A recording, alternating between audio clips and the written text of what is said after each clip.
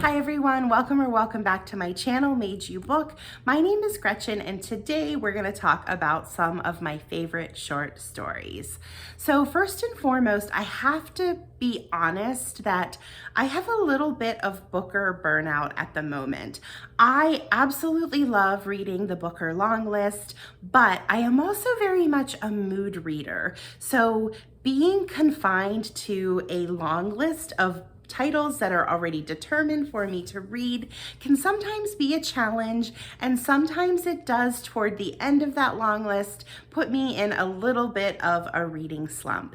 And every time that I start to think or feel like I'm getting into a reading slump, one of the things that I always turn to are short stories. I personally think that short stories are wonderful. I think that they're underrated, and I think that they don't get the love that they deserve a lot of times. So I thought this might be a great opportunity to talk about some of the short stories that I have read over the years and the ones that have impacted me most. Short stories for me are a way for me to quickly dip in and out of different stories without a huge time commitment. So especially for when I'm feeling like I'm having those instances where I'm to the point of burnout, short stories are a great literary palette cleanser for me to be able to go in and maybe switch up genres to just feel like I am, reading a bunch of different things and kind of taking me out of the genres that I am typically reading heavily. And I can easily dip between a fantasy, a romance, a sci-fi without having to really take too much time away from the other books that I'm also focusing on reading. So I think I have 8 books, or well, actually 8 stories, maybe 9, because I think there might be 2 in one of these collections, but I thought that it would just be a fun idea to talk about them. So the first 2 actually that I want to talk about are the 2 short stories that I remember being the first ones that I ever read. Now, there may have been others before then, but these are the 2 that really stick out. And not only that, but these are stories that I have returned to over the years just because I love them so much. And both of them just so happen to be from a textbook that we had in my 8th grade English class. And I don't remember the name of the textbook. I really wish that I still had a copy of that textbook because there was so much, there was so many special stories in that book that shaped me as a reader. And without those stories, I don't know if I would be in love with reading as much as I am today. And I know that might sound hyperbolic, but these 2 short stories were the first times that a book ever, or I should say story, ever impacted me emotionally. And you kind of really never forget the first time that a book did that for you as a reader. So the first story that did that for me was one by Ray Bradbury, and it's called There Will Come Soft Rains, and you can find it in a collection called the Martian Chronicles. Now, this story blew my mind as a 13-year-old. I had never read any type of science fiction before. This is the first time that I dipped my toe into that genre, and this was a story that, having read it and loving it so much and revisiting it over the years, it actually grew and it became something completely different to me as technology advanced, because One thing I will say about Ray Bradbury, if you have never read anything from him, is this man was prophetic. I don't know how he knew these things that would happen in the future. These stories were primarily written in the 40s and the 50s, and the premise of There Will Come Soft Rains is about a smart home. From the 40s and 50s, he was writing this. How did he know? The man was a genius. So There Will Come Soft Rains is a story about a smart home, as I mentioned, and it is the only thing left standing after a nuclear type apocalypse or war.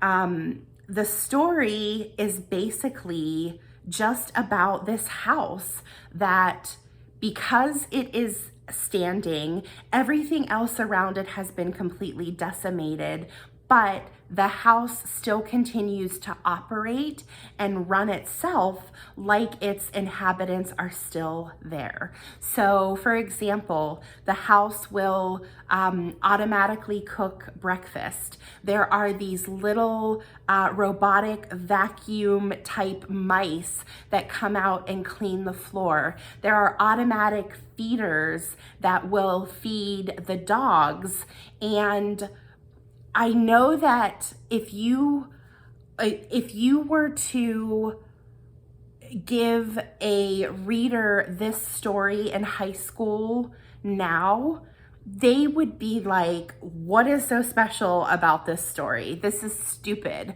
But 30 years ago, when I read this, I still remember this book and how much it impacted me. And not only that, but we talked about having an emotional connection to stories. This was the first time that a book ever made me sad. The story was so bleak and desolate, and it was the first time that I can remember having an emotional connection to inanimate objects. And my heart was breaking for those little robotic mice and the house, and I just could not imagine a world at that time where all of those things were happening. But now, as an adult, this book terrifies me. It terrifies me because of the outcome of that book. You'll have to, read it. It's not really super plot driven. It's more about the way the book makes you feel and the atmosphere. But with everything that's going on in the world now with AI and all of those other things, this is worth a read. It's worth a read, and if you do read it, I also suggest reading some of the other stories in the Martian Chronicles. That story specifically, There Will Come Soft Rains, is my favorite, but there are a lot of other ones in here that are really good too, and it makes you wonder how Ray Bradbury knew all of this stuff. How long ago? 70 plus years ago. So that's There Will Come Soft Rains. The next story was in that same class. It was maybe a couple weeks later, and why this one sticks out in my mind and why I remember it so vividly is because the way that class was set up is we would read a short story during the first part of the class, and then the rest of the class was spent discussing the book. Well, being in a room with all my fellow classmates, I read this story and I cried my eyes out. It was the first time a book made me cry or a story made me cry, and I made a damn fool of myself in that classroom in front of my fellow students. I was 13 years old. I was a nerd because I loved books, and crying in the middle of reading a story really didn't do much for my reputation. Let's just say that. But This was a gut punch to me, and every time I read this story, I revisit it often. It still breaks my heart as much as it did the first time that I read it. And that is The Scarlet Ibis by James Hurst. So you may wonder, Gretchen, why are you holding up a couple pieces of paper? Well, because I cannot find a copy of this book, and I have never been able to find a copy of this book, and I've been looking for one for about 25 years. There is one that I see out there. I think it's at maybe Abe Books, but it's $400 and I just can't justify it. So if you know of a short story anthology that has this story in it, please let me know, please, because I would be elated. So The Scarlet Ibis is a story about two brothers. The older brother is the narrator, and the story is told in his future as he's an adult, and he's kind of looking back and reminiscing on his childhood with his brother growing up. And his brother, they referred to him as Doodle, and he had some health issues, and the story talks a lot about how the brother handled those health issues, and having a brother that had health issues and how that impacted his life growing up. And I'm not going to say much more than that, other than if you do read this, grab your tissues and have them close by. Now you're probably wondering, well, if the book doesn't exist, how am I going to read it? Well, the short story was originally posted in The Atlantic. The issue was from July of 1960. And if you go on the Atlantic website, they do have an archive section, and you can pull up old issues to read. Now, when you go in, if you do want to read this story, if you go in, it's going to ask you to subscribe so that you can read the whole story, but don't do that. There's actually a link in there where you can download the PDF, and it gives you the entirety of the story. So I implore you to read it, especially if you like good stories that will bring some tears to your eyes. The Scarlet Ibis by James Hurst.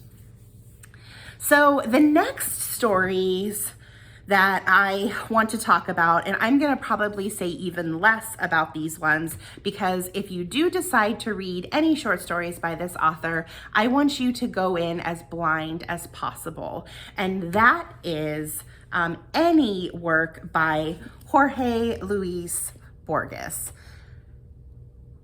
If you've never heard of this author, or you've never read anything from him, that's fantastic, because you get to learn all of this stuff on your own.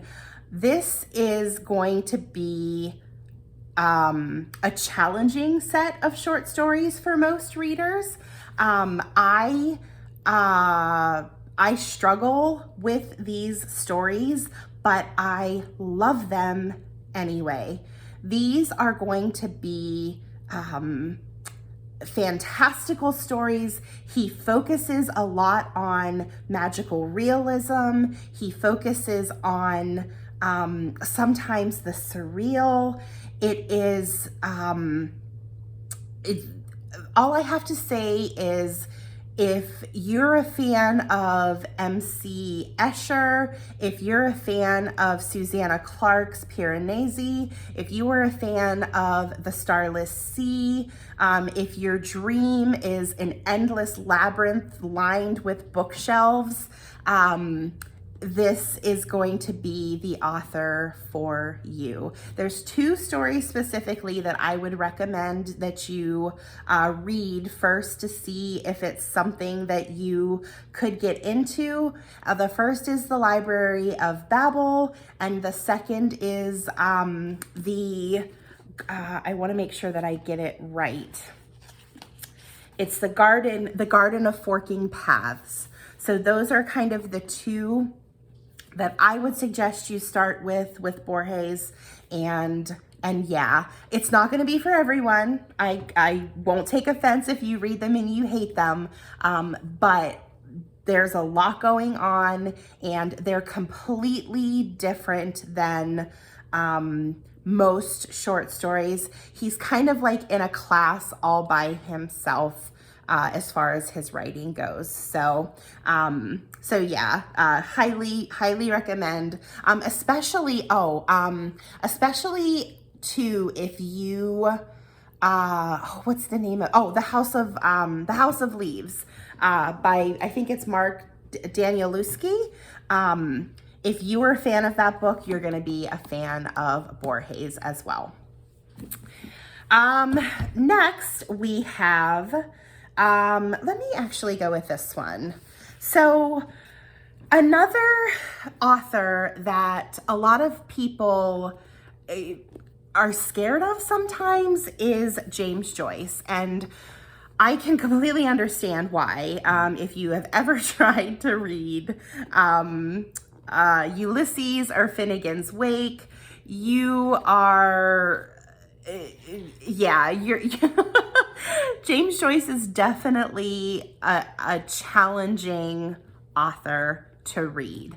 However, he does have a short story collection that is very accessible and has a ton of phenomenal short stories in it, and that is going to be Dubliners.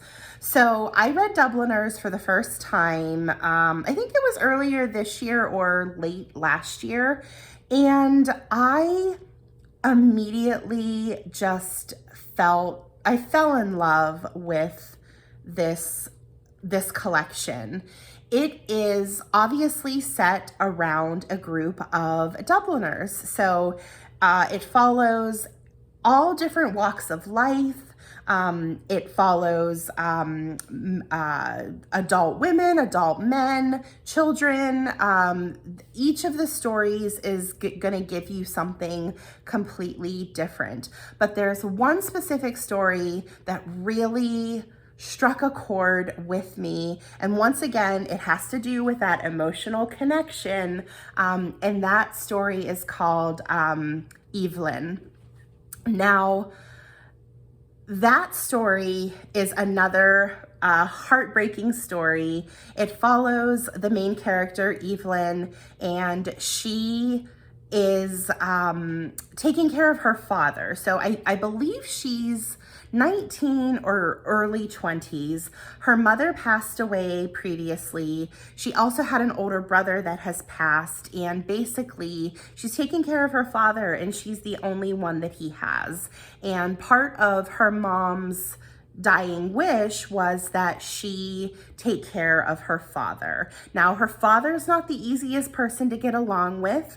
He's downright abusive at times, and Eveline, she dreams of getting away. She wants to see the world. She has bigger plans for herself than just being her father's caregiver and being in that situation. In the story, there's an opportunity that arises, and she has to make a really tough choice about whether or not she continues in the life that she is living or if she chases her dreams.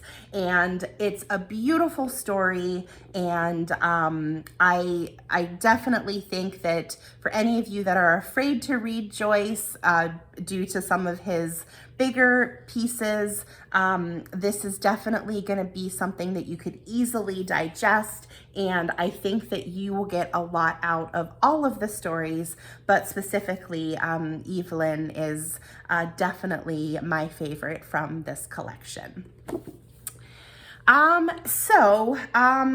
Another story that I want to talk about that I don't have a copy for in front of me, and actually I realize I do have a copy, it's sitting over there, but that is The Lottery by Shirley Jackson. Now, I don't think that there's too many people out there that haven't read The Lottery, but if you haven't, pick it up and read it. It is going to be a perfect time. We're getting to the beginning of October. It's always a story that I revisit in October, kind of around Halloween. Shirley Jackson is the perfect author to read this time of year, but specifically The Lottery, that is one of the most unsettling, disturbing, creepy, horrific stories that I have ever read, and it always sticks with me. As a matter of fact, that story is haunting. And I've read it so many times over the years, and I read it probably in my late teens. And ever since then, I always think about that story, but what I will say is over the last maybe 7 or 8 years, the story seems to be more relevant in our society than it ever has been. And yeah, it's scary to think of what happened in that story, but also that we're not really far from those things actually happening or occurring in our day-to-day lives to some extent. So yeah, Shirley Jackson, The Lottery, if you've never read it, it's really, I mean, it's literally only a handful of pages. It's not very long at all, shouldn't take you too long, but it will stay with you. The next story, so actually I kind of want to do these two side by side because they're both from Russian authors. So the first one, the first author is going to be Anton Chekhov, and this comes from a collection. It's a Barnes & Noble classic, Ward number 6 and other stories. And this version was translated by Constance Garnett. This is a great collection. It has a lot of good stories in it, but my favorite one from this collection is called The Lady with the Dog. Now, depending on your translation, there might be a slight variation in the title, but most of the time it has the word lady and it has the word dog in the title, so you should be able to figure it out if you don't have the Constance Garnett translation. And the story is simple. It is a story about a married man having an affair with a married woman. And it's as simple as that, but there's so much more to the story. Anton Chekhov is a master of the short story. I don't actually think he wrote any long form novels, and I don't see why he would, because he could do everything he needed to in a very short amount of space. And this is another author that really knows how to invoke emotion, and he really taps into what it's like to be human and have normal, confusing feelings. And it's amazing how he is able to tap into that in such a short amount of space. And I just adore his short stories. And this is a great collection too, by the way. Barnes & Noble still does sell this. It's relatively cheap, and there's a lot of good in it. Now, the second Russian author, is Ivan Turgenev, and this is a collection called A Sportsman's Notebook, I should say. And once again, depending on the translation, there could be a slight variation of the title. I think that it might also be listed under like the Sportsman's Manuscript or something. But regardless, it has sportsman in the title. This particular version is translated by, I want to get this right because it's Charles and Natasha Hepburn. And this is, I think, probably one of the most recent translations of Turgenev's work. Now, the specific story in this collection is called The Live Relic. And this story is another one that just, it's so emotionally powerful for me. And I get so much out of this story. And on those days where you're just kind of being a grump because life isn't going your way and you're just angry, this story really puts things into perspective. And so basically the story follows a young man. He is returning to his mother's estate after being away for several years. And when he returns, he stumbles upon one of the female servants that was in the house while he was living there, and she was once like young and full of life and healthy, and I think it's maybe 10 years. 10 years later, he finds her and she's basically on death's door, and he describes her as looking almost like she is a mummy, like she's mummified. So her health is severely declined, and he's just curious as to what happened to her to make her go from being so full of life to being so close to death. And he tries to get her help, but she is, for all of the tragedies that she's been through and her current situation, she has such a positive outlook on everything, and it just puts things into such perspective. She should be hating on everything and be a moody, crabby person, but she talks about how much joy she finds in the bees buzzing and the flowers blooming, and it just really, like I said, puts things into perspective, and it's a beautiful story, and it's a beautiful collection as well. One of my favorite things about Turgenev's work is that he is probably one of the best short story authors at painting atmosphere. You can feel everything. You can see everything. If he writes about rain, you can feel it. If he writes about a scent or a sight, you can feel and taste and see everything. He just does such an amazing job. And specifically, this translation I have found to be even more beautiful than some of the original translations that I have seen in the past. So I highly, highly recommend this as well, especially if you're a fan of Russian literature. I love it. And there's a lot of nature included in here as well, which I really appreciate as well. You can even see like there's a little fox up on the cover, and yeah, beautiful collection of short stories. Just two more to go.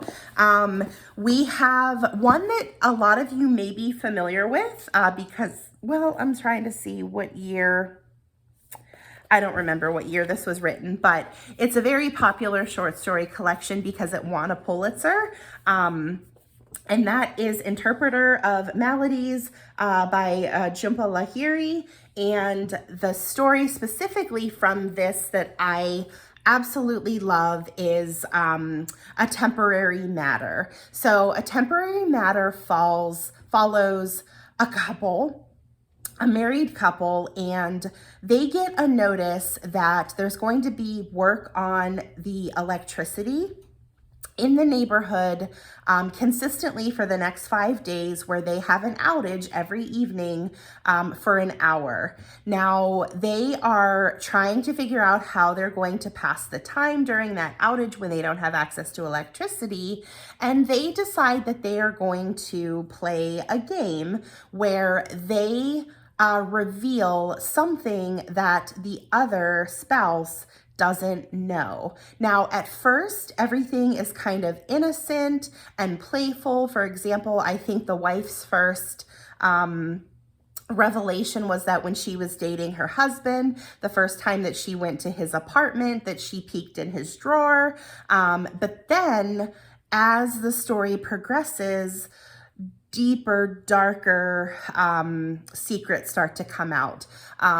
Things that impact the dynamic of their relationship. And it is a wonderful, wonderful and gripping short story. And it's a great one. It's actually the very first story that you read. And I personally think that story and the actual story, The Interpreter of Maladies, is probably the best.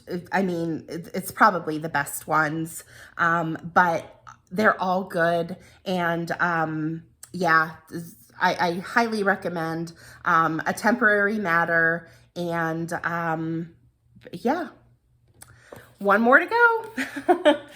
All right, so this one, I'm curious if a lot of you have even heard of this author or short story collection, but this is a weird and wonderful collection of stories, and the book is called Vampires in the Lemon Grove, and it's by Karen Russell. You may know Karen Russell from Swamplandia. That was a novel that actually, if I'm thinking correctly, I think that Swamplandia actually had Pulitzer buzz years ago, the year that they decided that there wasn't a winner. I think that Swamplandia was one of the finalists. But anyway, there is a story in this collection called The New Veteran, and it follows a man named Derek. He is a veteran from the Iraqi War, and he due to some type of healthcare bill for veterans, it entitles them to massage therapy services. So Derek, due to an injury, he has back problems. So he goes to see a massage therapist named Beverly. And when Beverly's doing his initial massage, she notices that he has this big, intricate tattoo on his back. And what I love about Karen Russell's stories, especially in this collection, is that she uses magical realism. And this particular tattoo, Beverly soon realizes that she is able to manipulate the tattoo, and in doing so, she's absorbing physically Derek's pain, because Derek just doesn't have back pain. He also has PTSD, and that is, I don't want to say much more than that, but obviously as Beverly is absorbing his pain, he is feeling better, but then Beverly's life turns to nightmares because she's seeing everything that he was able to see during the war and all of the horrific things that he experienced. So it's a wonderful story. It's a longer story if I'm thinking correctly, but it was just done so well, and I absolutely loved it. This is another collection that I don't think there were really a whole lot of bad stories in here. I know that the the title story, Vampires in the Lemon Grove, that's a funny story. I found it to be comical. There was a lot of fun stuff happening in that one. And then the very last story, which I always get the name wrong, it's a weird story. It is called The Graveless Doll of Eric Mudis or Mudis. It's a sinister little story. But there's kind of something, there's multiple different genres in here. You have your creepy stories, you have your funny stories, you have your heart-wrenching stories, but this is a great short story collection, and I highly recommend The New Veteran. So I'm sorry that was kind of a long and rambly video, but I'm curious to know, have you read any of these short stories? Are you familiar with these authors? Do you have any personal short stories that are your favorites that you think I should give a try? Thank you so much for watching my channel in this video. And I also want to say that I'm going to have, hopefully within the next week or so, a project announcement that I'm going to start on this channel. And until then, happy reading, and we'll see you next time. Bye, everyone.